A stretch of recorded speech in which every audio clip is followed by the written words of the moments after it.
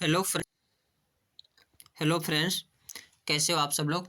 तो फ्रेंड्स, आज के सेशन जो होने वाला है, ये सेशन तो बहुत छोटा होने वाला है, लेकिन कम से कम यह 3 से 4 नंबर जो है दिलाएगा, क्योंकि CDBB में भी जो है अधिगम अक्षमता से पूछे जाते हैं प्रश्न। आपके कोई भी लैंग्वेज है, 2 लैंग्वेज है, वहाँ से भी पूछे जाते हैं एक क्वेश्चन, और मैथ्स में भी पूछे जाते हैं। और जो है तो इस प्रकार से 3 से 4 प्रश्न जो है इस टॉपिक से आप सभी को मिलेगा, और अधिगम अक्षमता क्या होती इन सभी के बारे में डिटेल से समझते हैं हम सभी लोग, ताकि जो है प्रश्न एक भी इधर उधर जो है ना हो पाए।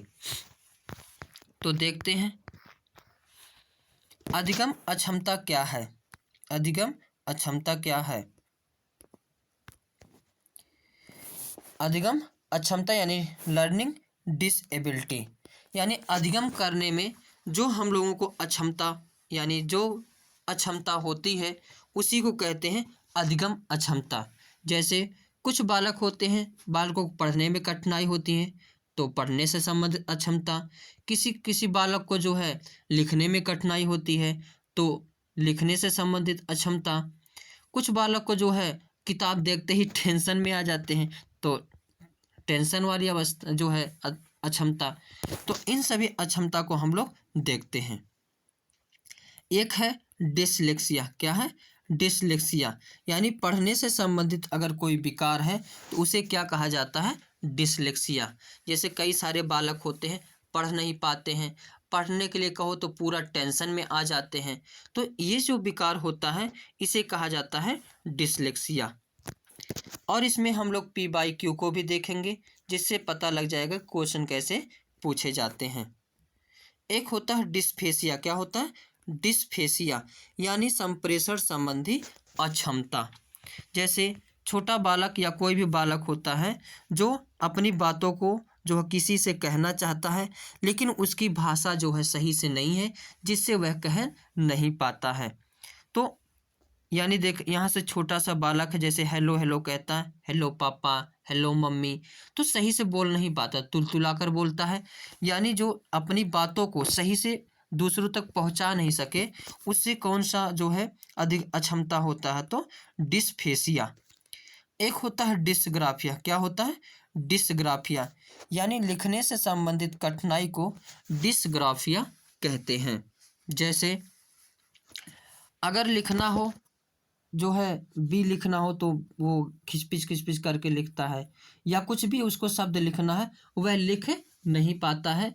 कभी कभी बालों को देखेंगे तो वह जैसे उर्दू लिखते हैं, अगर हिंदी पढ़ाओगे तो लगता हो उर्दू लिख रहे हैं, यानी सही से लिख नहीं पा रहे हैं। तो यानी ग्राफ यानी चित्र बनाना, इसको याद कैसे करेंगे? डिसग्राफिया, यानी ग्राफ यानी चित्र बनाना। जैसे लिखने, तो लिखने से संबंधित जो अक्षमता है उसे क्या कहा जाता है? डिसग्राफिया कहा जाता है। एक होता है डिसकैलकुलिया, यानी जब बालक जो है गणितीय गणना करने में असमर्थ हो या गणितीय गणना नहीं कर पाता हो, तो उसे कौन सा जो है अक्षमता होता है? तो डिसकैलकुलिया। याद कैसे करेंगे? कैलकुलेटर, कैलकुलेटर से हम गणना करते हैं, यानी गणना करने में अगर कठिनाई हो रही है तो उस अक्षमता को क्या कहते हैं?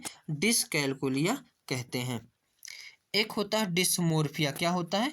डिसमोर्फिया, यानी भ्रम वाली स्थिति। जैसे मोर और जो है मुर्गा में भ्रम हो जाता है, इस प्रकार याद कर सकते हो, मोर, मुर्गा और मोर, यानी भ्रम में यह मुर्गा है या मोर है, या मोर है या मुर्गा है। तो जो भ्रम वाली स्थिति हो जाती है, जैसे बी को डी समझता है, डी को बी समझता है, सा को वाज समझता है, तो यानी वो भ्रम में होता है, क्या इसमें है। तो ये जो स्थिति होती है इसको कहा जाता है डिसमोर्फिया।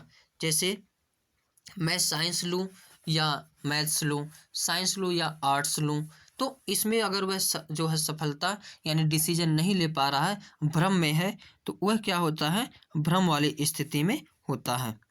एक होता है डिस्फीसिया, यानी बोलने से संबंधित विकार, जब बच्चा तुलतुलाकर बोलता है या उसकी जो भाषा समझ में नहीं आती है। एक होता है डिस्प्रेक्सिया। क्या होता है? डिस्प्रेक्सिया, यानी शारीरिक कौशल से संबंधित विकार। जैसे बालक जो यहाँ पे फुटबॉल खेल रहा है, लेकिन फुटबॉल पे खेल जो है पैर ना लग करके जो है बाहर लगेगा और यह गिर जाएगा। तो यानी मस्तिष्क का जो है कंट्रोल और पैर का कंट्रोल दोनों एक दूसरे को प्रभावित ना कर पाएँ, तो वहाँ पे होता है जो है डिस्प्रेक्सिया यानी शारीरिक कौशल से संबंधित विकार। एक होता है डिस्थीमिया। क्या होता है?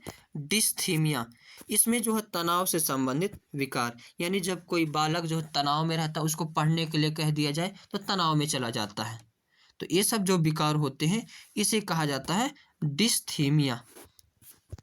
एक होता है भाषाघात। क्या होता है? भाषाघात, यानी भाषा अवबोधन से संबंधित जो विकार होते हैं उसे कहा जाता है भाषाघात।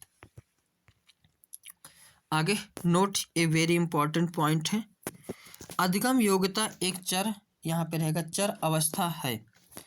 प्रायः शारीरिक रूप से अक्षम, क्या है? अक्षम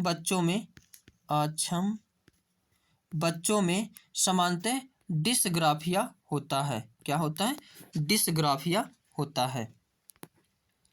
अधिगम योग्यता एक चर अवस्था है। अब देखते हैं पी को प्रश्नों को। एक बच्चा जो किस रोग से डॉट डॉट से ग्रस्त है, वाज को सा और न्यूक्लियर को अनक्लियर में अंतर नहीं कर सकता। तो हमने बताया अभी, अगर वह अंतर नहीं कर पा रहा, पढ़ने में अगर अंतर नहीं कर पा रहा तो पढ़ने से अक्षमता से हो जाएगा। अगर वह यहाँ लिखना नहीं हो रहेगा, आंकिक अक्षमता नहीं रहेगा, तार्किक अक्षमता नहीं रहेगा, यानी वह जो है अंतर नहीं कर पाता, पढ़ नहीं पाता है, तो वह जो हो जाएगा पढ़ने से की अक्षमता से। अगला प्रश्न है, शारीरिक रूप से अक्षम बच्चों में सामान्यतः होते हैं। तो डिसकैलकुलिया, डिसलेक्सिया, अभी हमने पॉइंट लिखाया। शारीरिक रूप से अक्षम बच्चों में सामान्यतः डिसग्राफिया होता है। क्या होता है? डिसग्राफिया। डिसकैलकुलिया क्या है? तो कैलकुलेट यानी गणना से संबंधित विकार को डिसकैलकुलिया कहते हैं। डिसलेक्सिया पढ़ने से संबंधित विकार को डिसलेक्सिया कहते हैं। और ये डिस्थीमिया जो है यह तनाव से संबंधित विकार है।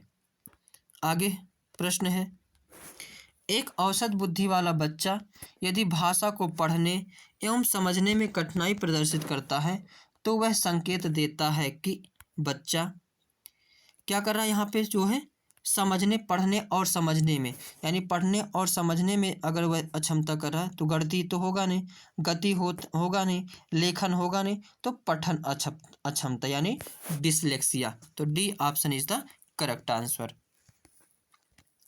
अगला क्वेश्चन है, भाषा अवबोधन से संबंधित विकार है।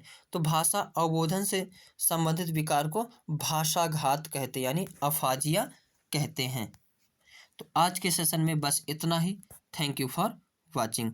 और जल्दी ही जो है 14 दिसंबर को पेपर है, इसके लिए जो है बेस्ट ऑफ गुड लक।